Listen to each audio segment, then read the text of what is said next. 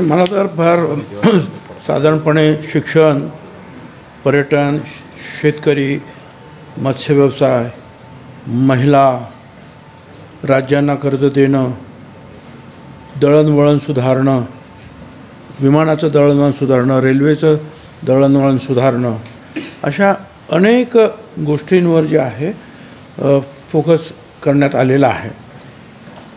केंद्रीय मंत्री निर्मला सीतारामन यांनी जो अंतरिम अर्थसंकल्प मांडलेला आहे, मला असं वाटतं त्याच्यामध्ये टीका करण्यासारखं तर काहीही कोणाला वाव त्यांनी दिलेला नाही.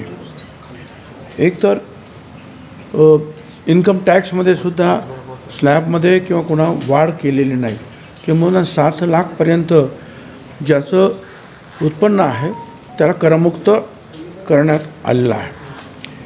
त्याच्यानंतर कॉर्पोरेट टॅक्ससुद्धा 22% खाली आणण्यात आलेला आहे.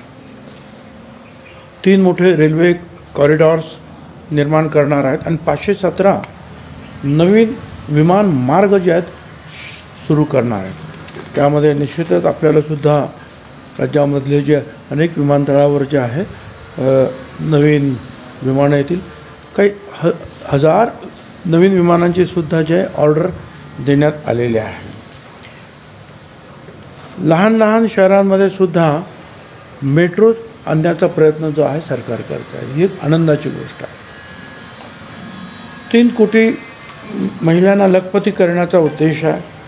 मत्स्य विभाग आपल्या महाराष्ट्राला सुद्धा 750 किलोमीटरचा समुद्रकिनारा लाभलेला आहे आणि तो व्यवसाय वाढण्यासाठी त्याच्यामध्ये लक्षावधी रोजगार निर्माण होण्यासाठी फार मोठ्या प्रमाणावर आर्थिक सहाय्य देण्यात येत आहे. संरक्षणाकडे सुद्धा दुर्लक्ष केलेलं नाही. जवळजवळ 1000 फायटर विमानांचं जे आहे ते निर्माण मिळवणार आहेत, व्यवस्था करणार आहे. राज्यांना सुद्धा बिनव्याजी कर्ज जे आहे, या काही राज्यांना आवश्यकता वाटतेच आहे, 75,000 कोटी रुपये जवळजवळ बिनव्याजी कर्ज देत आहेत. 80 कोटी लोकांना मोफत धान्य देण्याचा कार्यक्रमसुद्धा त्यांनी जाहीर केलेला आहे आणि तो त्यातूनसुद्धा गरिबांना धान्य मिळत राहणार आहे. फूड प्रोसेसिंग जे आहे ते वाढावं, याच्यासाठी सुद्धा या व्यवसायाला त्यांनी आर्थिक सहाय्य देऊ केलेलं आहे. 4 कोटी शेतकऱ्यांना पीक विमा अंतर्गत जो आहे फायदा देण्यासाठी ते काम करत आहेत. शिक्षणाच्या बाबतीमध्ये 3000 ITI निर्माण करून 35 लाख तरुणांना त्यातून जे आहे हे व्यावसायिक शिक्षण जे आहे उपलब्ध करून देत आहेत. आणि प्रत्येक जिल्ह्यात मेडिकल कॉलेज करण्याचा त्यांनी जे आहे ठरवलेला आहे. त्याचासुद्धा उपयोग, कारण प्रत्येक मेडिकल कॉलेजबरोबर हॉस्पिटलसुद्धा येणार आहे पूर्णपणे, तर त्याचासुद्धा उपयोग फार मोठ्या प्रमाणात होणार आहे. पर्यटनाच्या बाबतीमध्ये सुद्धा त्यांनी पाहिलेलं आहे की हे जे आहे पेट्रोल डिझेल हे व्हेकल्स वाढत आहेत, गाड्या वाढतात, त्याच्यामुळे सुद्धा पर्यटन प्रदूषण वाढतं आहे. म्हणून इलेक्ट्रिक वाहनं जे आहेत त्याचा वापर वाढावा, यासाठी सुद्धा त्यांनी जे सवलत द्यायचं ठरवलेलं आहे. तरुणांना सक्षमीकरण करण्यासाठी जे कर्ज द्यायचं त्याच्यात 22 लाख कोटी रुपये जे आहे त्यांनी कर्ज देण्याचं ठरवलेलं आहे. त्याच्यामुळे ज्या तरुणांना उद्योग करायचा आहे, उद्योगात पदार्पण करायचं आहे, त्यांच्या दृष्टीनं सुद्धा जे आहे मोठी घोषणा आहे. परत जे उच्च शिक्षणामध्ये जे आहेत 7 IIT आणि 7 IIMs हे फार मोठ्या शिक्षण संस्था, अतिशय उच्च शिक्षण संस्था असतात आणि त्या 7 आणखीन तयार करायचं ठरवलं. आपल्या इथे अनेक पर्यटन स्थळं असतात, पण त्याचं ब्रँडिंग जे आहे करण्यामध्ये आपण नेहमीच कमी पडत असतो. त्यामुळे प्रत्येक राज्यामध्ये जी काही अशी पर्यटन स्थळं आहेत त्याचं ब्रँडिंग करून त्याचा प्रचार प्रसार देश विदेशामध्ये करण्यासाठी सुद्धा त्यांनी ठरवलेलं आहे. सौर ऊर्जाद्वारे ज्या 1 कोटी घरांना दरमहा 300 युनिट मोफत वीज देणार आहेत.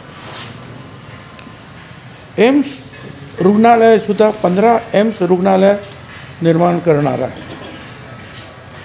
डेअरीसाठी सुद्धा शेतकऱ्यांना मदतीसाठी योजना आणतायत. नॅनो DAPचा वापर वाढवत आहेत. महिलांना आरक्षण देण्याचा जो कार्यक्रम त्यांनी जाहीर केलेला आहे त्या संदर्भामध्ये सुद्धा पुढची व्यवस्था ते करतायत. PM किसान योजनेतून जवळजवळ 12 कोटी शेतकऱ्यांना सरकारी मदत मिळणार आहे. पंतप्रधान किसान सन्मान निधीची रक्कम थेट शेतकऱ्यांच्या खात्यात जाते आहे. शेतीसाठी आधुनिक साठवणूक आणि पुरवठा जी साखळी ते निर्माण करण्याचा त्यावरती भर देत आहेत. सरकार मोहरी आणि भुईमूग याचे तेलबिया लागवडीला सुद्धा अधिक प्रोत्साहन देत आहे. सागरी खाद्य कारण आपण महाराष्ट्राचं नाही अख्ख्या देशामध्ये सुद्धा अर्ध्यापेक्षा जास्त राज्य जे आहेत हे यांना समुद्रकिनारा आहे. त्यामुळे हा जो मत्स्यपालन त्याच्याकडे आतापर्यंत काही लोकांनी लक्ष दिलं, काही लोकांनी दुर्लक्ष केलं. फार मोठा व्यवसाय आहे आणि ते खाद्य जे आहे त्याला एक्सपोर्टसुद्धा फार मोठ्या प्रमाणावर ते होऊ शकणार आहे. त्यामुळे ते सागरी खाद्य निर्यात दुप्पट करण्याचं लक्ष जे आहे सरकारनं ठरवलेलं आहे. तर मला असं वाटतं की अशा रीतीनं सर्वच ठिकाणी जे आहे सर्व घटकांमध्ये मदत करण्याचं ठरवलं आहे, योजना आखण्याचं ठरवलेलं आहे. पर्यटन सुलभ व्हावं म्हणून रेल्वे, विमानं याचीसुद्धा मोठी वाढ करत आहेत. शिक्षण अधिकाधिक लोकांना व्यावसायिक शिक्षण मुलांना मिळावं, उच्च शिक्षण जे आहे IIT सारखं मिळावं म्हणून प्रयत्न आहे. एम्ससारखी 7 हॉस्पिटल्ससुद्धा निर्माण करत. शेतकऱ्यांच्या बाबतीतसुद्धा सांगितलं. महिलांनासुद्धा जे आहे मोठ्या प्रमाणावर सहकार्य. एकूण तरुण असतील, महिला असतील, विद्यार्थी असतील किंबहुना जे रुग्ण आहेत त्यांच्यासाठी सुद्धा जे सर्व्हायकल कॅन्सरसाठी सुद्धा ते विशेष लक्ष ते देत आहेत. तर सर्वच ठिकाणी सर्व शहरांमध्ये सुद्धा दळणवळण आणखी वाढावं. त्यासाठी मगाशी सांगितल्याप्रमाणे मेट्रोची लहान शहरामध्ये सुद्धा मेट्रो आणण्याचा त्यांचा प्रयत्न आहे. तर या सगळ्या योजना ज्या अतिशय चांगल्या आहेत याच्यामध्ये कुठे नाव ठेवावं असं काही वाटत नाही. आणि यातून जे आहे दुसरं त्यांनी कुठे टॅक्स वाढवला नाही. किंबहुना 3% जे आहे उत्पन्न टॅक्सचं उत्पन्न वाढल्याचं तर काहीतरी निदर्शनास आलेलं म्हणजे वाढलेलं उत्पन्नसुद्धा वाढतं आहे.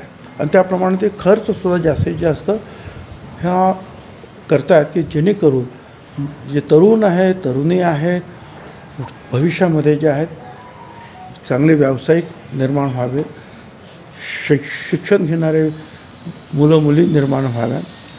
या सगळ्या गोष्टीकडे फार चांगल्या बारकाईने पाहिलेलं आहे असं मला वाटतं. एकूण जो आहे हा जो अंतरिम आहे परंतु हा सर्वसमावेशक आहे असं मला वाटतं. धन्यवाद.